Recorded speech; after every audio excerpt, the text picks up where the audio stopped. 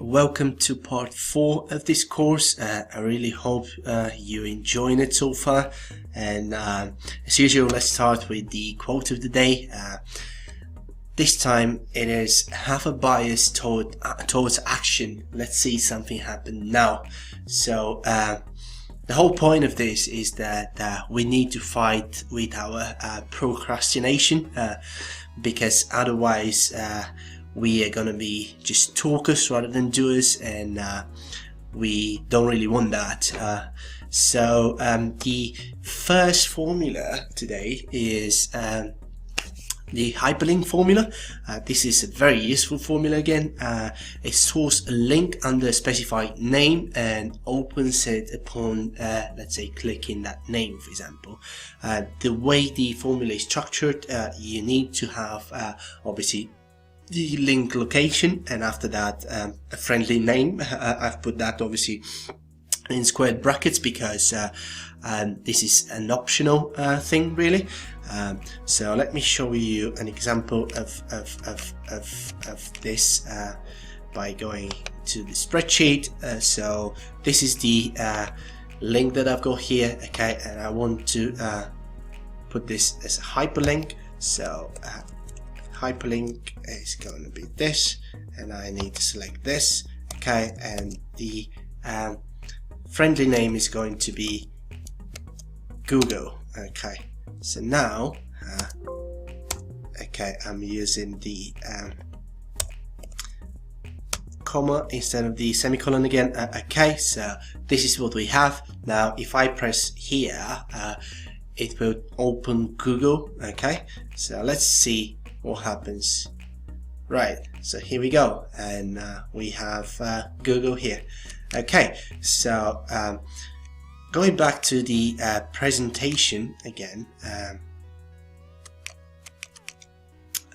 the next two formulas that we have are column and columns. So column will return the column number of the reference cell, but it is going to start the counting from the very first column, or obviously that is going to be column A, okay. Whereas the columns formula, it returns the number of columns within a specific array, okay. So I'll show you what I mean by that as well. Let me just go to the spreadsheet again, okay. Now if I go to the second example, this example here for these two formulas, okay. Now if I use column, let's say of this cell, okay, we will have column, it will give us 8, okay. Basically means that column H is actually number 8, you know, starting from, let's say, column A. So let me just double check that as well. That's column 1, that's column 2, 3, 4, 5, 6, 7, 8, okay. So then it is showing us a correct value here, okay. Now the columns formula, what we need is, for example, let's say this is our array, okay. So now we have an array of 2 columns, as you can see, column H and column I, okay. We have not selected the whole columns, but we have, like, you know, at least one cell from both columns, okay. So now when I close the bracket and press enter, it's going to give me 2, which basically means that I have 2 different columns within the array that I have selected in this formula, okay. Now let me go back again and show you obviously 2 very similar formulas again, but this time for row and rows, okay. So again the same logic actually follows here as well. So if I go to the example, this is our example spreadsheet, this is what we're gonna have, okay. So as you can see, the row of cell of obviously L3 is actually 3, right? Because obviously you have column row 1, row 2, row 3, okay. Now if I go and type in the rows formula and select our array here, you're gonna see that we have 2 rows, okay, and that's why the result, the outcome of the formula is actually 2 as well. Okay, so going back to the presentation now, I want to show you a few formulas that identify, let's say, errors, and based on, like, what error is actually identified, it returns true or false. Okay, is NA is a formula that returns true if there is an NA error in obviously in Excel. Okay, otherwise it returns false, and all we need to do is actually just select the cell or a value. Okay, and then is basically like is similar to the is error, which we'll be discussing further in this course. Okay, but it returns true if there is an error different than the NA error. Okay, otherwise it returns false. And let me give you the examples to make this more clear, of course. So the example for these two formulas is actually here. Okay, so what we have here is, if I use is NA for this one here, is going to return true, because this is how the NA formula, the NA error actually looks like. This here is not the correct NA error, because the slash here is actually, it is a backwards slash, it is not the forward slash. Okay, so if I type in the same formula again, okay, and select this cell, it is going to return false, right? Okay, so let me show you now the is formula. So as you can see, even from the description here, it says checks whether a value is an error excluding NA. Okay, so this, if I select this, it is going to return true, because there is actually an error. Okay, and this error is actually division by 0. Okay, that is different than NA, and that's why it returns true. Okay, but if I try now the is formula on an NA error, it returns false. Okay, so let's go back to the presentation and see what's next. So is even and is odd. Okay, so this is specifically for cells or a range of cells, and we want to check whether the values there are actually even numbers or odd numbers. Okay, and the structure of the two formulas is very simple, of course, and to show you an example of this, I have obviously just created this table here. Okay, and we have an array. The array is here, or the range, and we want to see which ones obviously let's say even numbers here. We are going to start with that. Okay, so we check whether 10 is even. Is it even? It is even. Okay, so now we paste that for all the other cells as well here. Okay, so 7 is an odd number, that's why it returns false. 2, 8 and 6 are obviously even, 1 is odd. Okay, so let me now delete this and try the is odd formula. Okay, is odd, and is 10 is obviously an even number, it's not odd, that's why it returns false. But if we go and paste the formula down as well, we can see that 7 is actually has a value of true, because 7 is an odd number. Same for 1 as well, whereas 2, 8 and 6 are actually false, as they're not actually odd numbers. Okay, so the next two formulas is number and is formula. Okay, so the is number checks whether let's say a specific cell or value within that cell is a number, and it returns true if it is, and if it's not, it returns false. Is formula, it kind of like does a pretty similar thing really, but it checks whether let's say the specified cell actually has a formula within it. Okay, and returns true if it's obviously a formula, false in all other cases. The example is again here.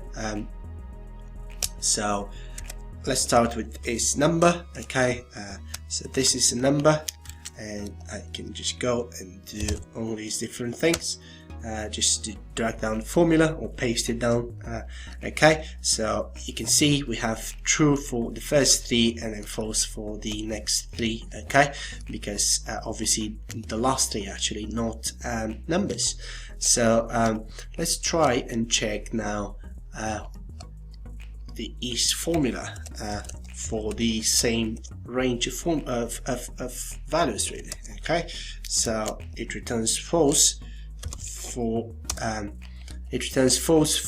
obviously the first case, because as you can see here we don't really have a formula. Okay, but you can see here it has a value of true. Why is that? Because this is actually a sum. The sum of J12 and J13, okay, is actually 8. Okay, so that's why obviously it returns true, and then it returns true here as well, because there is actually a formula. As you can see, this is the formula, and the other two cases are actually false, because one of them is obviously a name. It's purely text. The other one again is like an error, but there's no formula behind it. Okay, now the next two formulas is text and is non-text. I think that obviously you can guess like what they actually do without even reading the explanations. They're very simple formulas, but at the same time very useful as well at times when you have to perform specific analysis. Is text returns true if the specified value is actually text. If it's not text, it's going to return false. The is non-text does exactly the opposite. It returns true if it's not, if the specified value is not a text, and obviously false in all other cases. Okay, so the example is here. Okay, so we can just go and check is text.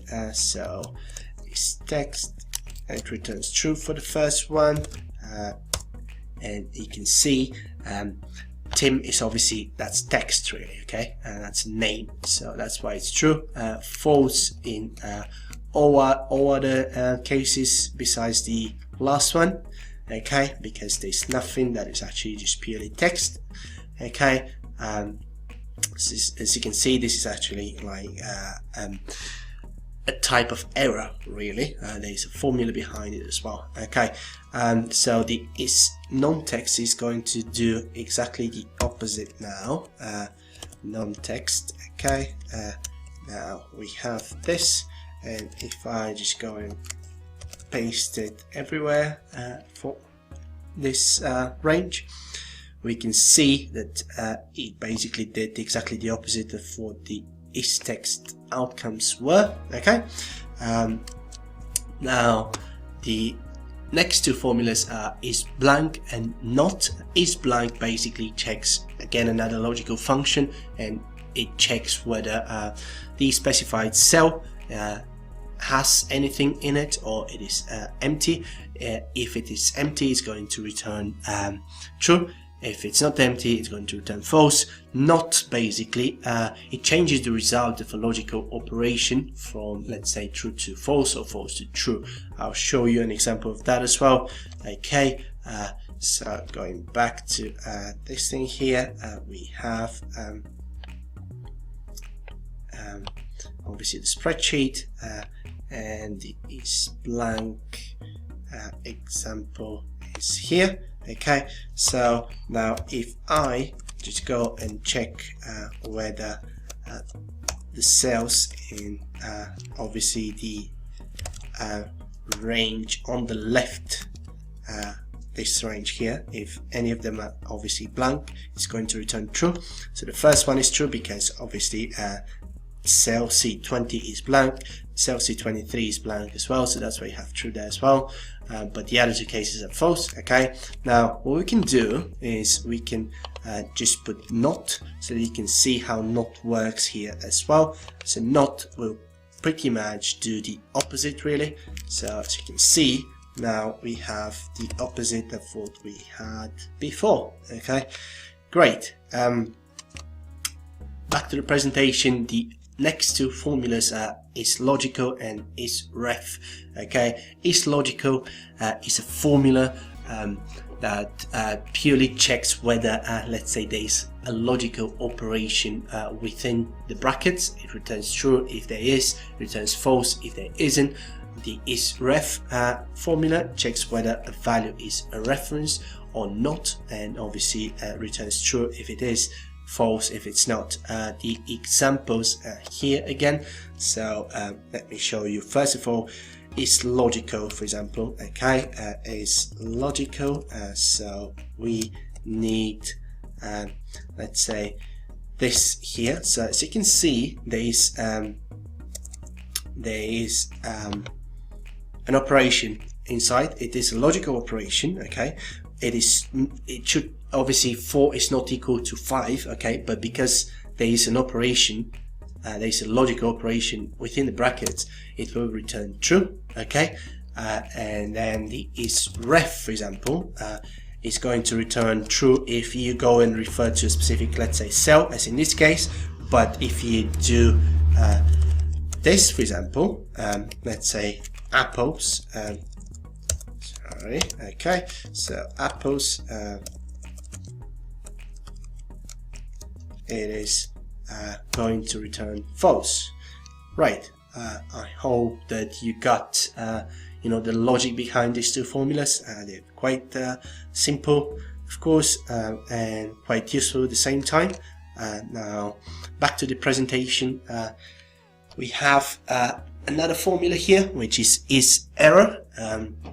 So is error is obviously a formula that is quite similar to the is formula that we already discussed, but in the difference between the is and the is error formula is that the is error formula will return true even if there is an NA error. So that's why the explanation here specifies any kind of an error. Okay, the structure of the formula is obviously all we need to do is just put the value or obviously like the cell, specified cell there within the brackets. So just to give you the example here as well, let's see. So okay. Okay, so it seems like the example is not here, but we can easily create one, for example. Okay, now we can go back to the is where that was and just check, for example, how this works. Okay, now here's what we have. We have the is okay, the is returns true on this because obviously the division by 0 is not an NA error, okay, but returns false here, okay, because this is the NA error. But now if we do is error just next to it, what we can do is just go and compare, for example. Okay, now this is what we are going to do. Now as you can see, this is what makes the difference. What is the difference? What is the main difference between the two formulas? The NA formula. Okay, now back to the presentation. I want to thank you for your attention today, and this is obviously the end of this part. And again, I want to leave you with the quote, repetition is the mother of learning, because I want to emphasize on how important it is to just keep repeating something until it is actually obviously remembered in your head as much as possible, really. and I'll see you in the next part of this course.